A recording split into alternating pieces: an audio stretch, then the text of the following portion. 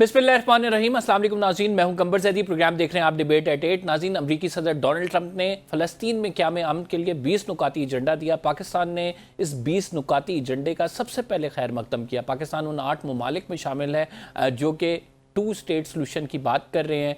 लेकिन आज वज़ीर ख़ारजा ने हमें हैरान कर दिया जब फ्लोर ऑफ द हाउस पे उन्होंने ये स्टेटमेंट दी। ये क्लियर कर दिया कि ये जो 20 पॉइंट जो ट्रंप साहब ने जो पब्लिक की हैं ये हमारे नहीं हैं, ये मनोवन हमारे नहीं हैं। मैंने कहा है कि इसमें कुछ चेंजेस की गई हैं जो हमारा ड्राफ्ट था। हमारे वज़ीर ख़ारजा कह रहे हैं कि ये वो नुकात ही नहीं है जिन पे एग्री किया गया था। लेकिन इस हवाले से वज़ीर आज़म पाकिस्तान ने कौम को एतमाद में लिया और उन्होंने कहा कि 20 नुकात पर जो है हम एग्री कर गए हैं। वज़ीर आज़म ने कैसे कौम को एतमाद में ले लिया अगर उन्हें इन नुकात का इल्म ही नहीं था? इस पे तनकीद हो रही है वज़ीर आज़म पे भी, वज़ीर ख़ारजा पे भी, हुकूमत पाकिस्तान पे भी कि आपकी पॉलिसी क्या है। अब जब आपको पता लग गया कि ये 20 नुकात वो नहीं है तो हुकूमत पाकिस्तान क्या करेगी?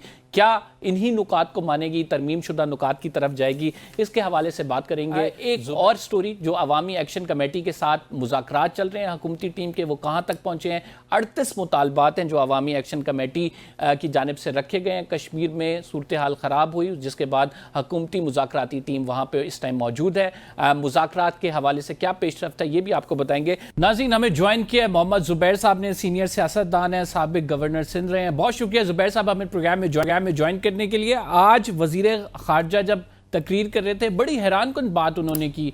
उन्होंने कहा कि 20 नुकात जो हमने एग्री किए थे वो नुकात नहीं थे जो कि ट्रंप ने बाद में हमारे सामने आए और फिर वज़ीर आज़म को इस चीज़ का पता भी नहीं था लेकिन उन्होंने एंडोर्स कर दिया। How do you see this sir? I think देखें, फ़लस्तीन के हवाले से जितने हम पाकिस्तान के अवाम के जो जज्बात थी और रिलीजियस और पॉलिटिकल जो उनके जो रिलेशनशिप है और इस सारे मुद्दे को लेके जो आज से 60-70 साल जब से इसराइल आज़ाद हुआ है, तो पाकिस्तान अवाम जो है उनके बड़े जज्बात हैं।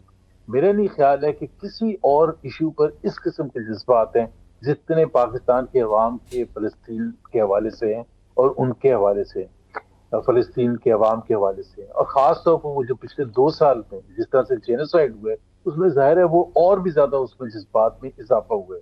मैं इसलिए ये बैकग्राउंड बता रहा हूँ कि जब हमारे प्राइम मिनिस्टर या जो भी लोग इसमें फैसला साजी करने बैठे थे तो उनको इन जज्बात का अंदाज़ा होना चाहिए था। क्योंकि फॉरेन पॉलिसी जो होती है it reflects the hopes and aspirations of the people of the country. वो कोई एक कमरे में बैठ के नहीं बनती। It must reflect what the people of Pakistan think. तो जब आपने इतने इम्पोर्टेंट इशू पर इतना आपने बचगाना तरीके से, इमेच्योर तरीके से और जिसको कहते हैं इनकॉम्पिटेंस अपनी शो की है, कि मैं आपकी दुरुस्तगी के लिए बता दूं और पाकिस्तान के अवाम के लिए कि prime minister Shahbaz Sharif was the first leader in the entire world, in this entire planet, जिन्होंने सबसे पहले वेलकम किया था 20 पॉइंट ज़कात को प्रेसिडेंट ट्रंप के। ये उससे भी 2 घंटे से ज्यादा पहले किया था जो जब प्रेसिडेंट ट्रंप ने इजराइल के प्राइम मिनिस्टर को रिसीव किया व्हाइट हाउस में। उनकी रिसीव करने से पहले शहबाज शरीफ साहब ट्वीट कर चुके थे, वेलकम कर चुके थे। अभी उनकी मीटिंग भी नहीं शुरू हुई थी। उसके बाद उनको आधे पौने घंटे के बाद वो आए। सब क्या जल्दी थी इतनी, क्या समझते हैं? हाँ, क्योंकि सब एक तो प्रेसिडेंट ट्रंप की खुशनुदी के लिए शो केस करना था कि ये वो तमाम मुस्लिम ममालिक 50 से ज्यादा जो हैं और खासतौर पर वो 8 मुस्लिम ममालिक जो कि डायरेक्टली इन्वॉल्व थे इस सारी बातचीत में, जो हमें बाद में पता चला है, हम सबसे आगे प्रेसिडेंट ट्रंप साहब प्लीज ये नोट कर लीजिएगा कि हमने सबसे पहले आपकी जो प्लान था उसको हमने एक्सेप्ट किया और उसको वेलकम किया। और तो मुझे कोई रीजन नजर आता। Sir same like the story के नोबेल के लिए भी हमने सबसे पहले कहा कि और आज तक सिर्फ 2-3 कंट्रीज ही हैं जिन्होंने किया। ये बिल्कुल वैसे ही है जो हम खुशनुदी करते हैं अपनी पावर को एनहेंस करने के लिए। जैसे प्रेसिडेंट मुशर्रफ ने जब 9/11 जब हुआ है तो उसके 2 या 3 दिन के बाद उनके सेक्रेटरी ऑफ स्टेट ने फोन किया, और ये वेल नोन चीज है, डॉक्यूमेंटेड चीज है, सब तरफ से ये एक्सेप्टेबल चीज है। انہوں نے فون کیا کہ جی، جس میں فیمسلی انہوں نے کہا تھا either you are with us or against us، اور انہوں نے 9 پوائنٹس دیے تھے secretary of state U S کے اس وقت کے کولن پال نے پاکستان کو کہ جی you have to become a front line state, اور یہ 9 چیزیں آپ کو کرنی ہوں. اور انہوں نے جب دوسرے دن پریزیڈنٹ مشرف نے ان کو جواب دیا تو according to Colin Powell and President Bush they were shocked, pleasantly shocked and surprise, کہ انہوں نے وہ سمجھے تھے یہ 5 پوائنٹ سے زیادہ نہیں ایکسیپٹ کریں گے، لیکن انہوں نے 9 کے 9 کر دی. تو ہماری یہ ہسٹری ہے، یہ کوئی پہلی دفعہ نہیں ہوا. یہ prime minister Shahbaz Sharif is not, because جب آپ کی لیجیٹیمیسی نہ ہو نا، پولیٹیکل لیجیٹیمیسی، جو کہ پرابلم تھا جنرل ضیاء کا، جو کہ پرابلم تھا پریزیڈنٹ مشرف کا، جنرل مشرف کا، جو کہ پرابلم ہے شہباز شریف صاحب کا، تو پھر آپ باہر کی طاقتوں کو اور خاص طور پر بڑی طاقتوں سے خوشنودی حاصل کرتے ہیں by providing them the services and to showcase کہ دیکھیں جی دیکھیں ہم آپ کے لیے کتنے امپورٹنٹ ہیں، تو ہم کم سے کم آپ ہماری جو پاور ہے اس کا آپ کوئی نہ کوئی گارنٹی ضرور دیں گے. That is the only logic. اور اس میں آپ کو صرف اب جو یہ بلنڈر کمٹ ہو گیا ہے، کیا اس کو ریئل معنوں میں بلنڈر کہا جائے کہ شہباز شریف نے اسے دیکھا نہیں تھا، یا پھر ہم اسے کہیں گے کہ عوامی دباؤ بھی بہت زیادہ تھا جس کے باعث یہ تقریر بھی کرنی پڑی ہے، وہ کہنا بھی پڑا ہے وزیر خارجہ کو کہ سوری ہم وہ پوائنٹس پہ ایگری نہیں کر سکتے کہ جو بعد میں ترمیم کی گئی ہے. تو عوامی پریشر کو کس طرح سے آپ دیکھتے ہیں؟ یہ دونوں چیزیں ایک تو یہ عوامی پریشر ان کو نہیں، میرا خیال ہے احساس تھا، اگین ان کی بہت ہی بیوقوفی ہے کہ ان کو کیوں نہیں یہ اس چیز کا، میں نے جس طرح بیک گراؤنڈ بتایا تھا کہ فلسطین کے ایشو کی امپورٹنس کو دیکھتے ہوئے ان کو اندازہ ہونا چاہیے تھا کہ عوام کا رد عمل کیا ہوگا.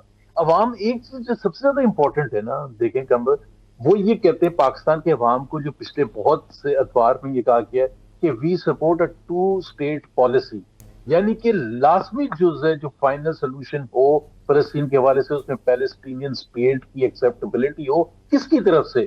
امریکہ اور اسرائیل کی طرف سے، بیکاز جو اگر رکاوٹ ہے پیلسٹینین اسٹیٹ میں تو یہ 2 کنٹریز ہیں. اب وہی 2 پرائم لیڈرز وہاں بیٹھ کے وہ کر رہے ہیں، اور پیلسٹینین اسٹیٹ کا کوئی کانسیپٹ ہی نہیں ہے اس کے اندر. اب یہ کہتے ہیں ایوالو ہو رہے، بھائی ایوالو ہو رہے تو آپ کم سے کم اس میں پھر 20 یا 21 نقطے میں یہ لکھ دیتے کہ یہ ایک دفعہ امن آ جائے گا تو پھر بات چیت شروع ہوئے گی ٹوورڈز اے 2 اسٹیٹ پالیسی، کیونکہ دس از فنڈامنٹل. اور دوسری چیز میں بتاتا ہوں کہ آپ کو ایک ضرور میں کہنا چاہوں گا کہ اس میں دیکھیں، ابھی آپ نے سنا بھی ہوگا 2-3 دن پہلے جب ہمارے وزیر خارجہ اس کا دفاع کر رہے تھے، تو انہوں نے ایک آپ میں ان کی جو بےحسی ہے، انسینسٹیوٹی ہے، میں آپ کو بتاؤں کہ جس طرح ٹونی بلیئر کو ایکسیپٹ کیا کہ وہ وہاں گورن کریں گے. اب آپ مجھے یہ بتائیں کہ جن لیڈرز کو ٹونی بلیئر کا بیک گراؤنڈ نہ پتا ہو، وہ لاکھوں millions of Muslims were brutalized and killed, جس میں بچے، عورتیں، بوڑھے عراق میں، اور وہ اس چیز کو لے کے جو کہ ایک جھوٹ کے بیسس پر تھا کہ ویپنز آف ماس ڈسٹرکشن ہے، وہ رات جب انہوں نے حملہ کیا تھا، جس رات کو 2003 میں عراق پر، بغداد پر، اور وہ جس طرح سے برٹش اور امریکن پلینز گئے تھے اور جس طرح سے بمباری کر کے نیست و نابود کر دیا تھا، اس کو خون میں رنگے ہوئے اس کے ہاتھ ٹونی بلیئر کے، اور ٹونی بلیئر بعد میں جا کے وہ معافی مانگ چکے. مسلمان اگر کسی ڈسپائز کرتے ہیں، اس شخص سے نفرت کرتے ہیں ٹونی بلیئر سے. وزیر خارجہ صاحب کہتے ہیں کہ جب ہم نے اعتراض کیا تو پریزیڈنٹ ٹرمپ نے کہا آپ 8 میں سے کوئی بن جائے. بھائی 8 میں سے کیوں بن جائے؟ ہم نے کہا کہ جی ہمارا تو اپنا کام ہے. بھائی 1 بلین پاپولیشن ہے مسلمانوں کی، 1 بلین میں کوئی بھی کریڈیبل آدمی نہیں آپ کو مل سکتا تھا.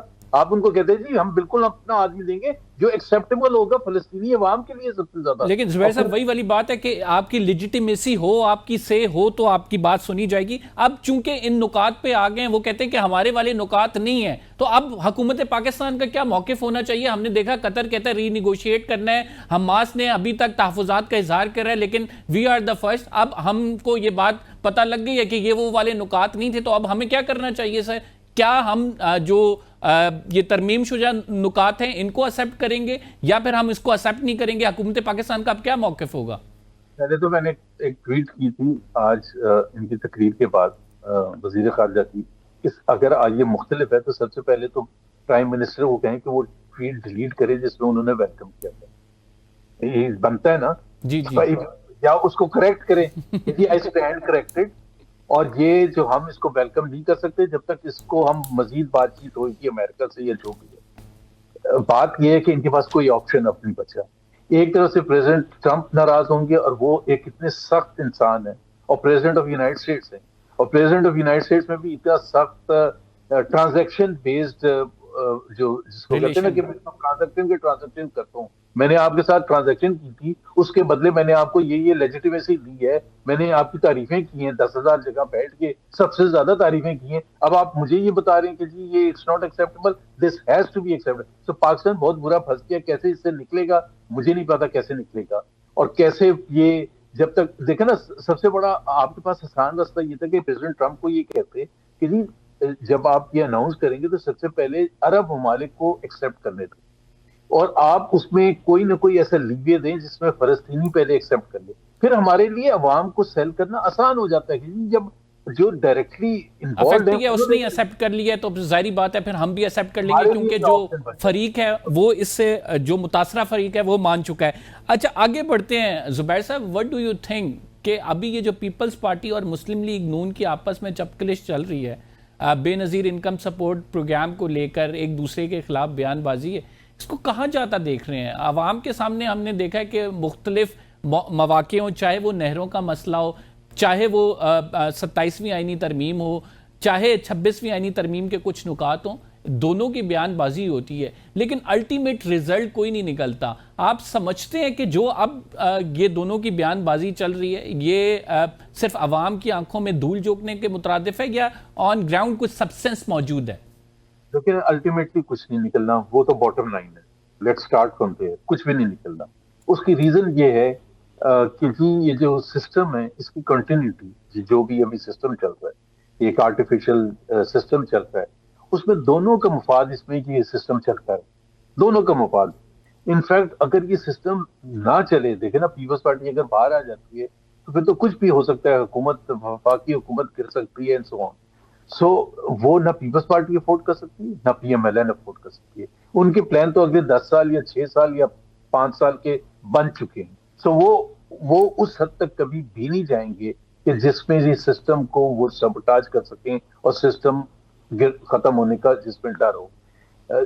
کہاں تک یہ جو آپ نے کہا کہ یہ کیا اوپر بات ہے, نہیں, یہ دونوں نے اپنی پالیٹکس بھی کرنی, اپنا فیوچر بھی تو ایک نظر فیوچر پر رکھنی نا.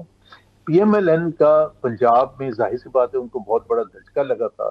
ان کو بھی پتا ہے کہ 2024 کے جو ریزلٹس تھے اس میں ان کو 14, 15 یا 17 یا 20 سیٹیں ملی تھی. That was obviously not something کہ جو وہ ڈیزائر کرتے ہیں, اور وہ اپنے آپ کو سب سے بڑی جماعت پنجاب میں قائم کرنا چاہتے ہیں, اور وہ سمجھتے ہیں کہ وہ ڈلیوری کے تھرو اور وہ ساری چیزوں کے تھرو ہوگا. لیکن اس سے زیادہ جو مریم نواز سمجھتی ہیں کہ وہ اس وقت زیادہ ممکن ہوگا جب وہ پنجاب کی ترجمانی کر سکیں گی کہ پنجاب کا اگر کوئی لیڈر ہے پنجاب کا وہ صرف مریم نواز ہے. کہتے ہیں جاگ پنجابی جاگ, جب آپ پروونشل نعرہ لگاتے ہیں تو وہ بڑا افیکٹو ہوتا ہے. جیسے الطاف حسین نے یہ نعرہ لگایا تھا, لسانی ہو یا پروونشل ہو, یا Peoples Party in the past لگاتی رہی ہے سندھ کے حوالے سے نعرہ, سندھ کارڈ کو کھیلتی رہی ہے, وہ بڑا افیکٹو ہوتا ہے, لوگوں کو اپیل کرتا ہے, ایموشنز ہوتے ہیں کہ جی نا دیکھیں مریم نواز کھڑی ہے ہمارے دفاع کرنے کے لیے. اور پیپلز پارٹی کو بھی اپنی سیاست کرتی ہے, سندھ کو تو سیف گارڈ کر کے رکھنا ہے انہوں نے. صاحب بالکل درست بات ہے کہ دونوں اپنی اپنی پالیٹکس کھیل رہے ہیں, لیکن اس سارے میں یہ بھی تو ہمیں دیکھنا ہوگا کیا یہ سسٹم اس طرح سے سسٹین کرے گا جس طرح سے ہم دیکھ رہے ہیں کشمیر میں احتجاج, پھر اس کے بعد مختلف پی ٹی آئی ہمیں تقسیم ضرور نظر آ رہی ہے لیکن ظاہری بات ہے وہ بھی ایک ارادہ رکھتی ہے, پھر پاکستان ڈیموکریٹک موومنٹ ہے, پھر رول آف لا کی جو حالت ہے, ایمل ولی صاحب اپنی جگہ پہ بول رہے ہیں. تو کیا یہ سسٹین کرے گا تبھی ان دونوں کی پالیٹکس بھی ہوگی, یہ ایک دوسرے کے خلاف بیان بازی بھی کر سکیں گے, یا آپ کو لگتا ہے کہ کسی نہ کسی پوائنٹ پہ کسی ایک کو علیحدہ ہونا ہوگا؟ علیحدہ تو نہیں ہوں گے, جس طرح میں نے کہا کہ ان کو ایک جب فون کال جائے گی تو دونوں خاموش ہو جائیں گے, اس حد تک جائیں گے جہاں تک وہ کر سکیں گے پالیٹکس اپنی اپنی. اور پھر آپ دیکھیں گے کہ بلاول بھٹو ایک ڈیلیگیشن پیپلز پارٹی لیڈ کر کے شہباز شریف سے جب ملیں گے تو وہ پھر سب کو وہ کہا جائے گا, ایک کمیٹی بن جائے گی and so on and so forth. ایک تو مریم نواز کی جو انفارمیشن ہے نا, اور جس طرح سے شہباز شریف کی بھی انفارمیشن ہوتی ہے وفاق کے حوالے سے, مریم نواز کی بھی انفارمیشن بالکل غلط ہے. وہ کہتی ہے کہ میں پیسے نہیں لینے جاؤں گی, میں کچھ کول نہیں اٹھاؤں گی. اس وقت پاکستان میں IMF کا وفد بیٹھا ہوا ہے اور وہ ان کی مریم نواز یہ جو وزیر ہیں ان کے ساتھ بھی بات چیت ہو رہی ہے. بیکاز پہلے تو ہوتا تھا IMF صرف وفاق کے ساتھ ڈیل کرتی تھی, اب وہ پروونسز کے ساتھ بھی ڈیل کرتی ہے, ان سے بھی کمٹمنٹ چاہیے ہوتی ہے. تو آپ کس بیسس پر کہہ رہی ہے کہ جی میں کشکول نہیں اٹھانے جاؤں گی؟ آپ بول دیں, آپ ایک دفعہ تقریر میں کہہ دیں کہ یہ جو IMF مشن آیا ہوا ہے اس کا پنجاب سے کوئی تعلق نہیں, صرف یہ کہہ دیں. اگر آپ نے نہیں کشکول اٹھانا نا, آپ نے نہیں قرضہ لینا, آپ جو کہہ دیں. اور جو قرضہ لیا جاتا ہے جو پاکستان میں 80,000 بلین سے زیادہ پہنچ چکا ہے, جو تقریباً 36 یا 37,000 بلین کا اضافہ پچھلے 3.5 سال میں ہوا ہے, اس کے سب سے زیادہ فائدہ تو پنجاب ہی کو ہوا ہے. زبیر صاحب, بٹ آئی ونڈر وائی اتنی امیچور سٹیٹمنٹ اگر وزیر اعلیٰ کی جانب سے آئے تو مطلب یعنی یہ حیران کن ہے کہ IMF سے آپ نے لون لینا ہے, آپ پھر پبلک میں سٹیٹمنٹ دیتے ہیں کہ ہم تو کشکول کیوں اٹھائیں, پورا ملک ہمارا کشکول پہ چل رہا ہے لیکن ہم پبلک میں یہ سٹیٹمنٹس دے رہے ہوتے ہیں. Does not make sense. But دیکھیں نا, پرابلم یہ ہوتا ہے کہ how many people have an understanding. وہ تو جو عام پاکستانی ایون پڑھے لکھے, میں کہتا ہوں پنجاب کی حکومت کے وزیر بھی یہ کہیں گے دیکھیں مریم نواز نے کتنی بڑی بات کی, ہم نہیں کسی سے پیسے لینے چاہیں گے. او بھائی, آپ ڈوبے ہوئے قرضوں کے. پنجاب کی حکومت نے پچھلے 2 مہینے میں جتنے اسٹیٹ بینک سے قرضے لیے کسی نے نہیں لیے, انپریسیڈنٹڈ قرضے لیے, ہر روز لے رہے ہیں. تو وہ کہہ رہی ہے کہ جی میں اس میں شامل ہوں. بھائی اگر آپ نہیں ہوں گی تو پھر آپ کم سے کم IMF کو تو یہ بول دیں کہ IMF کا وقت آپ باقی تینوں صوبوں سے ضرور بات کریں, پنجاب کا آپ سے کوئی لینا دینا نہیں ہے, وفاق سے بات کریں, ہمیں کوئی قرضہ نہیں چاہیے. اور پرائم منسٹر شہباز شریف صاحب, ہمیں کوئی قرضہ نہیں چاہیے. آپ نے جو بھی بھائی جو پیسے دیے جا رہے ہیں, جو وفاق ہی دیتے ہیں نا پنجاب کو پیسے, اپنا تو وہ ہارڈلی کوئی ریز کرتا ہے, صرف پنجاب نہیں باقی سارے. تو جو NFC ایوارڈ کے تحت فیڈرل حکومت پیسے دیتی ہے, 60% جو بھی پیسے اس کے پاس آتے ہیں ریونیو کے, وفاق کے پاس, اس میں سے 60% چلے جاتے ہیں پروونسز کے پاس. اس میں سے سب سے بڑا شیئر جاتا ہے پنجاب کو. اور وہ جو پیسے دیے جاتے ہیں وہ بھر کے قرضوں کے بیسس پر ہوتے ہیں. کیسے مریم نواز کہہ رہی ہے کہ میں کشکول اٹھانے کے لیے تیار نہیں, قرضے لینے کے لیے تھے؟ آپ پوچھیں نا, وفاق سے پوچھیں کہ یہ جو دیکھیں یہ جو آپ نے ہمیں پیسے دیے اس میں کوئی قرضہ تو نہیں شامل, آپ ہماری وجہ سے قرضہ تو نہیں لے رہے. اگر پنجاب ریفیوز کر دے تو پاکستان کو قرضوں کی نہیں ضرورت پڑے گی. زبیر صاحب, پروگرام میں ایک چھوٹا سا بریک لینا ہے, we will be right back, short break, آپ ہمارے ساتھ رہیے گا. ویلکم بیک ناظرین, زبیر صاحب ہمارے ساتھ موجود ہیں. کچھ PTI کے اندرونی اختلافات پہ بات کریں گے.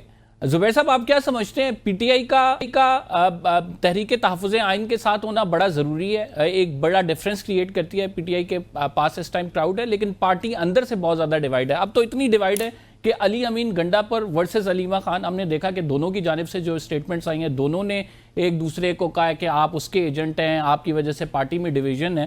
تو پھر آگے معاملات کیسے چلیں گے؟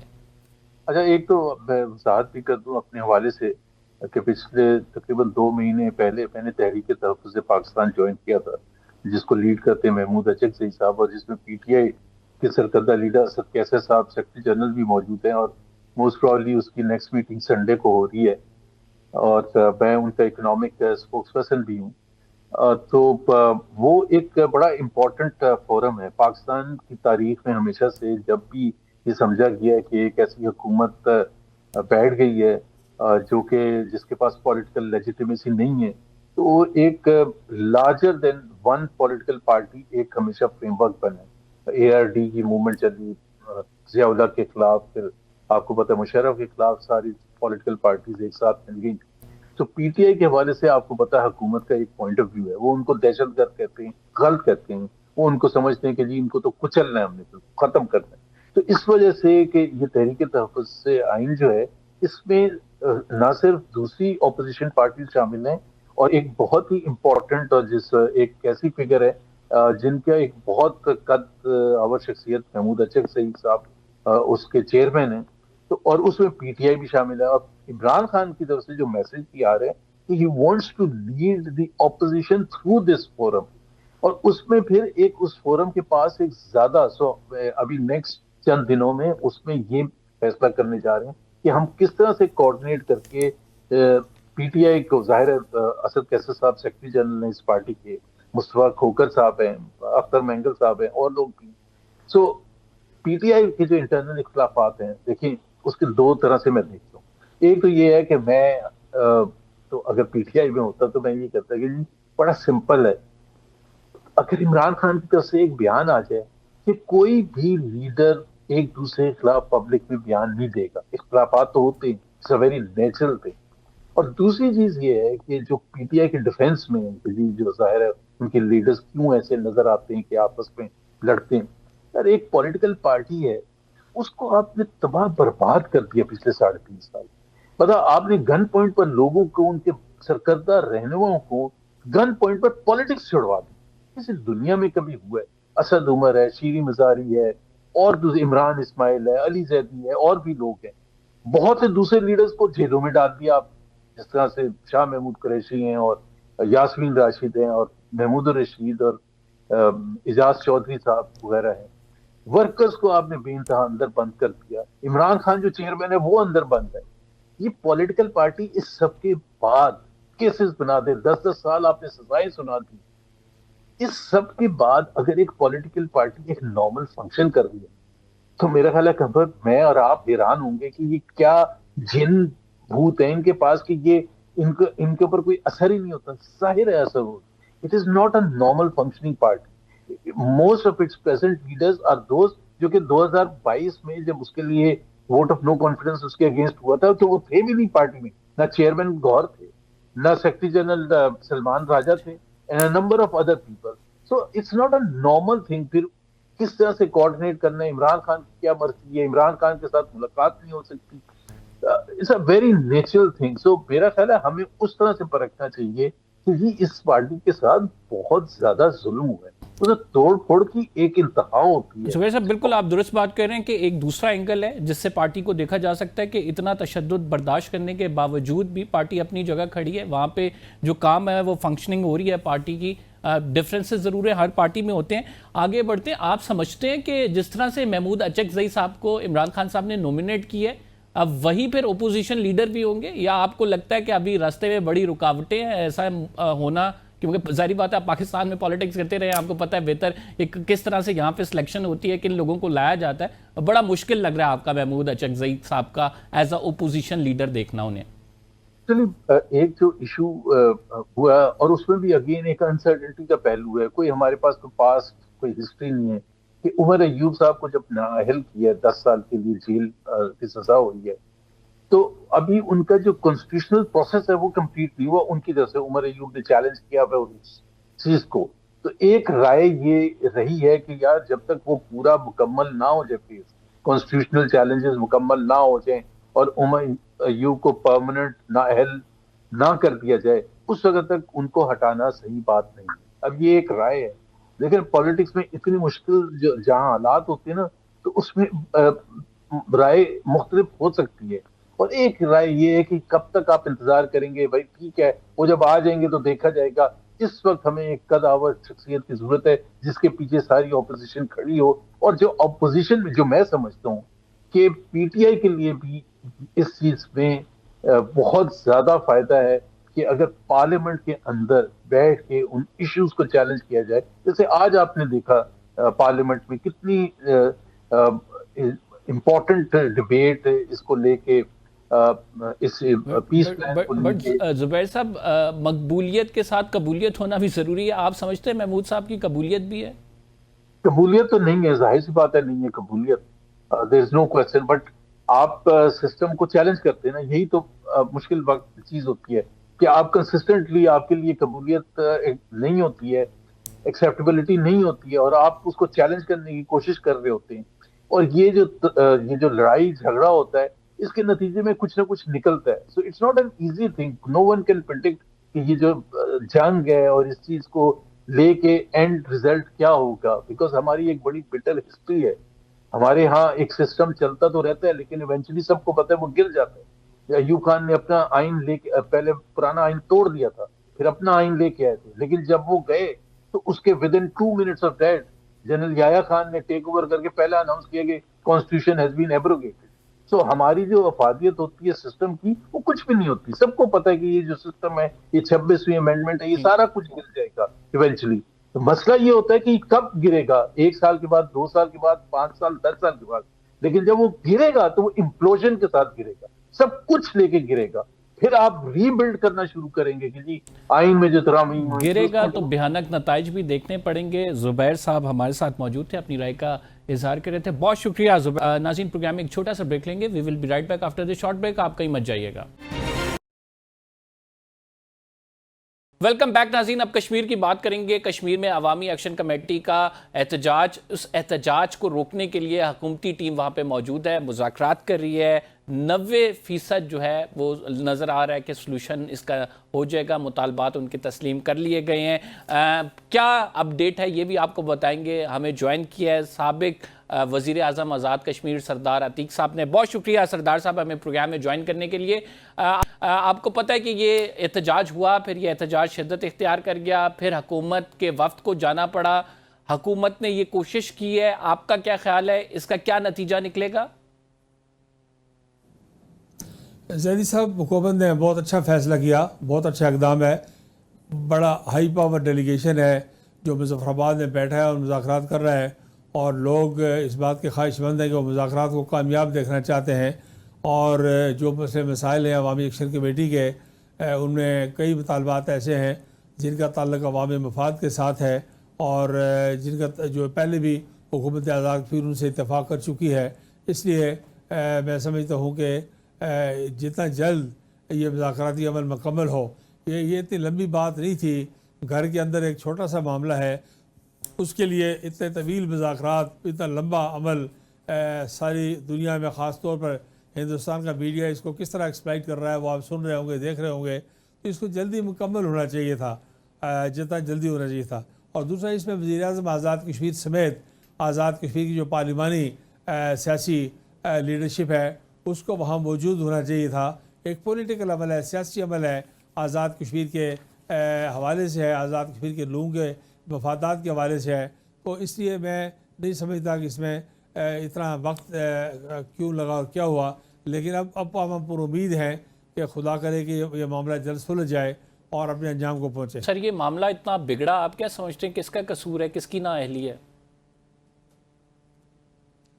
دیکھیے, یہ معاملہ کوئی بگڑنے کی بات, اس میں کئی فیکٹرز ہیں.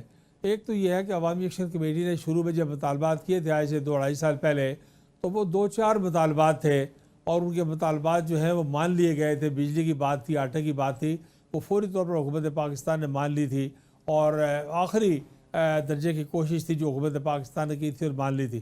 لیکن یہ مطالبات وقت کے ساتھ ساتھ طویل ہوتے گئے, ان کی فہرست طویل ہوتی گئی, مطالبات میں اضافہ ہوتا گیا, دن بہ دن بڑھتے گئے, اور وہ مذاکراتی عمل جو آزاد کشمیر حکومت کے ساتھ تھا, ایک کمیٹی کے ساتھ تھا, وہ پھیلتا گیا, بڑھتا گیا. تو اس لیے اس میں کسی ایک آدمی کو قصوروار ٹھہرانے کا میں نہیں کہہ سکتا زیدی صاحب کہ کون زیادہ قصوروار ہے. لیکن اگر یہ عمل شروع میں 2-4-5 مطالبات اکٹھے ہوتے, مذاکرات ہو رہے تھے, ان میں یکسو ہوتے, یہ معاملہ کافی عرصہ پہلے مرحلے میں سیٹ ہو جانا تھا. عوامی ایکشن کمیٹی کہتی ہے کہ یہ معاملہ پہلے مان لیا گیا تھا, اس پہ کہا گیا تھا کہ کمیٹی بنے گی, لیکن پھر اس کے بعد سے حکومت کی جانب سے کوئی اس معاملے کو لفٹ نہیں کرائی گئی, نہ ہی اس پر کوئی عمل درآمد ہوا. تو آپ سمجھتے ہیں کہ یہی سبب بنا اس تمام احتجاج کا, کیونکہ ان سے جو وعدے کیے گئے تھے وہ پھر پورے نہیں ہوئے؟ اگر کوئی بات لکھی پڑی ایگریمنٹ میں, کمیٹی ہمیں ملاقاتوں کے بعد ہم سارے پارلیمانی جو ذمہ دار لوگ ہیں وہاں ان کو بریف کرتی رہی. کسی موقع پر مجھے حکومت آزاد کشمیر ریلیکٹڈ دکھائی نہیں دی. وہ کہہ رہے تھے کہ ان کے ساتھ بات چیت ہو رہی ہے. البتہ یہ ہے کہ ان کا یہ کہنا تھا کہ بات چیت میں, مطالبات میں مسلسل ہر روز نئی باتوں کا اضافہ ہو رہا ہے. کسی ایک بات پر سیٹلمنٹ پر پہنچتے ہیں تو نئی بات سامنے آ جاتی ہے. تو اگر کوئی بات طے تھی اور طے ہوئی ہے, اس کو تو حکومت آزاد کشمیر کو ضرور نوٹیفائی کرنا چاہیے, اس بات پر اتفاق کرنا چاہیے, اس کو بالکل کھلے دل سے مان لینا چاہیے. دیکھیے, جس بات کا تعلق عوام کے مفاد میں ہے یا عوام کے انٹرسٹ میں ہے, عام آدمی کے فائدے کی بات ہے, تو حکومت, سیاسی حکومت کو کیا برا ہے کہ وہ ان باتوں سے اختلاف کرے اور ان کو نہ مانے. ویسے بھی ساری جماعتوں کے سیاسی کارکن جو ہے وہ ان کے مطالبات کی حمایت کرتے رہے جو عوامی انٹرسٹ کے مطالبات تھے. تو اس لیے اگر کوئی ایسا مرحلہ بیچ میں ہے جس سے حکومت نے ریلیکٹنس کا مظاہرہ کیا ہے, تو اس کو بلا تاخیر سیٹل کرنا چاہیے. لیکن اب تو یہ معاملہ حکومت پاکستان کی طرف سے گئی ہوئی کمیٹی کے پاس ہے اور وہ مذاکراتی عمل جاری ہے. میرا یقین ہے کہ وہ جلدی کسی نتیجے پر پہنچ جائیں گے انشاءاللہ۔ یہ مہاجرین کی سیٹوں کے حوالے سے جو معاملہ ہے، اس پہ آپ کا کیا موقف ہے؟ کیا یہ سیٹیں ہونی چاہیے؟ دیکھیے مہاجرین کے جو سیٹیں ہیں یہ بڑا سینسیٹیو معاملہ ہے، بڑا نازک معاملہ ہے۔ اس معاملے سے مہاجرین کو تحریک آزادی کشمیر میں آج بھی ان کے لوگ ہندوستانی فوج کے خلاف لڑ رہے ہیں۔ ایک ایک گھر کا 2 4 4 5 5 10 آدمی شہید ہوئے ہیں، اور ابھی تک یہ مہاجرین پاکستان میں کئی اس وقت تک اوقاف کے ساتھ اور کسٹوڈین کے ساتھ اور وقف پراپرٹی کے ساتھ ان کے مقدمات چل رہے ہیں، پوری طرح سیٹل نہیں ہو پائے۔ تو یہ ہندوستانی فوج کے ستائے ہوئے لوگ ہیں، ان کو یہی یہاں کا خدا بھلا کرے کہ انہوں نے 1970 میں یہ حق ہماری قیادت کہنے پر دیا تھا اور تسلیم کیا تھا۔ تو ان کو تحریک آزادی کے ساتھ حکومت پاکستان نے اپنا موقف جہاں کہیں بھی بیان کیا ہے یہ اس کا حصہ رہے ہیں اور یہ اس میں شامل رہے ہیں۔ اگر خدا نہ خواستہ حکومت پاکستان کے موقف میں کوئی کمزوری کرنے کا یا اس میں کوئی بنیادی تبدیلی لانے کی بات میرے علم میں نہیں ہے، تو میں سمجھتا ہوں کہ اس کے سوا مہاجرین کو آزاد کشمیر کے آئین اور نظام کا جو حصہ ہے ان کو ایسے وقت میں جب نریندر مودی 40 لاکھ آدمی کا سری نگر میں آبادی میں اضافہ کر رہا ہے اور اپنی آبادی بڑھا رہا ہے، تو ہم اپنے لوگوں کو ووٹ کے حق سے، اسمبلی کے حق سے محروم کر رہے ہیں۔ کل اگر کسی وقت رائے شماری ہو، استصواب میں رائے ہو، تو اس وقت ہم کیا کریں گے اور کس طرح اس کمی کو پورا کریں گے کہ وہ ووٹ بڑھا رہے ہیں، اپنے پسند کا ووٹ غیر کشمیریوں کو اسٹیٹ سبجیکٹ دے رہے ہیں، اور ہم جو جینون کشمیری ہیں جو ہندوستانی فوج کے ستائے ہوئے یہاں بیٹھے ہوئے ہیں ان کو اس حق سے محروم کر رہے ہیں۔ تو یہ بڑا سیریس قسم کا معاملہ ہے، اور اس کا تعلق آئینی ترمیم کے ساتھ ہے، آئین کے ساتھ ہے، قانون کے ساتھ ہے۔ یہ کوئی کمیٹی بیٹھ کے تو اس پر حتمی فیصلہ نہیں کر سکتی، کوئی رائے دے سکتی ہے، تجویز کر سکتی ہے، کوئی اور کمیٹی بنا سکتی ہے جو آہستہ سے اس کو اسٹڈی کرے، لیگل ایکسپرٹس کی کمیٹی بنا سکتے ہیں، لیکن یہ بڑا سیریس معاملہ ہے۔ اگر یہ معاملہ سیٹل نہیں ہوتا تو پھر کیا ہوگا؟ دیکھیے گزارش یہ ہے کہ مجھے اس بات کا خطرہ اور خدشہ دکھائی دے رہا ہے کہ یہ سارے مطالبات ہی مان لیے جائیں تو ہو سکتا ہے 2 4 6 مہینے بعد کوئی نیا مسئلہ سامنے آ جائے اور کوئی مطالبہ آ جائے کہ ہم آزاد کشمیر کے آئین کو ٹھیک کرنا چاہتے ہیں، ہم معاہدہ کراچی کو ٹھیک کرنا چاہتے ہیں، ہم اس کو پاکستان کے ساتھ جو تعلقات کار ہیں ان کو آج تھرڈ جائزہ لینا چاہتے ہیں، ہم پاکستانی فوج جو یہاں پہ کھڑی ہے اس کے بارے میں کوئی نیا موقف اختیار کرنا چاہتے ہیں، آزاد کشمیر کی حکومت کے تو سر اگر اس طرح کے خدشات ہیں پھر ابھی بھی ان کے ساتھ کیوں بیٹھے ہیں، کیوں مان رہے ہیں؟ اگر آپ سمجھتے ہیں کہ ان کے آگے مقاصد یہ ہیں کہ ایسی چیز لے آئیں گے جو کہ نہیں ماننے والی، پھر ابھی بھی کیوں بیٹھا جا رہا ہے؟ دیکھیے میں تو اس پر اپنی رائے دے سکتا ہوں۔ میرا یقین ہے کہ پاکستان کے بہت تجربہ کار لوگ وہاں بیٹھے ہوئے ہیں، وہ ساری زندگی اس بات کو سمجھتے ہیں، کشمیر پر ان کے موقف، ان سب حضرات کے موقف اپنے وقتوں میں آتے رہے، سامنے آتے رہے۔ مہاجرین کے معاملے میں ان کا موقف آتا رہا ہے، تو آج یکسر مہاجرین کی نشستوں کا ختم کیا جانا، میں تو بالکل اس بات کی سختی سے مخالفت کر رہا ہوں، اور اس بات کو پاکستان کے موقف کو کمزور کرنے کے مترادف ہے، اور اس سے ہمارا سر نقصان ہے، تحریک آزادی کا نقصان ہے۔ دشمن کا کوئی فائدہ ہو تو میں نہیں کہہ سکتا، پاکستان کا یا کشمیریوں کا اس کے ساتھ کوئی بلا وابستہ نہیں ہے۔ مراد کے حوالے سے آپ کا کیا موقف ہے؟ وزیر اعظم اور وزراء کی مراد کی بات کر رہے ہیں، وہ کہہ رہے ہیں کہ اس کو کم ہونا چاہیے۔